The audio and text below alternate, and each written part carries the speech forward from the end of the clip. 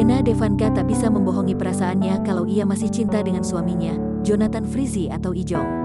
Dari lubuk hati, Dena Devanka menaruh harap bisa menjadi tua bersama Ijong, pria yang menikahi dan memberinya 3 anak. I wish growing old sama dia, sampai kakek nenek sampai ngeliatin cucu segala macam. I wish kayak gitu, ujar Dena seperti dikutip dari YouTube Maya Al Dul TV. Ia sama sekali tak membayangkan apabila kelak rumah tangganya dengan Ijong berakhir dengan perceraian. Sempat 7 tahun berpacaran dan 9 tahun menikah, Dena dulu yakin bahwa Jonathan memang ditakdirkan untuknya. Aku bilang sama dia saat masih pacaran, aku pengen nikah sama kamu karena saya yakin kalau you were the one gitu, tapi ya apa mau dikata, kata Dena.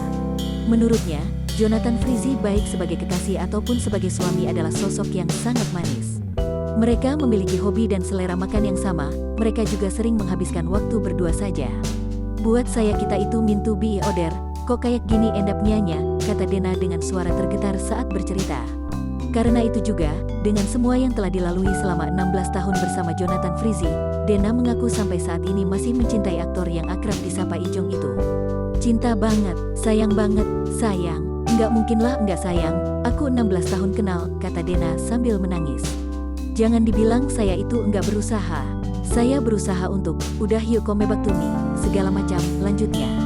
Bahkan dulu dia pernah memiliki harapan untuk bisa menghabiskan masa tua bersama Jonathan Frizzy. Tapi aku balik lagi nanya ke diri aku, kuat enggak bertahan kayak gini, lanjutnya. Pasangan yang menikah tanggal 27 Mei tahun 2012 itu sering disebut pasangan bahagia oleh banyak orang, sampai tiba saat ketika Dena diketahui melaporkan Ijong ke Polres Metro Jakarta Selatan pada Mei tahun 2021.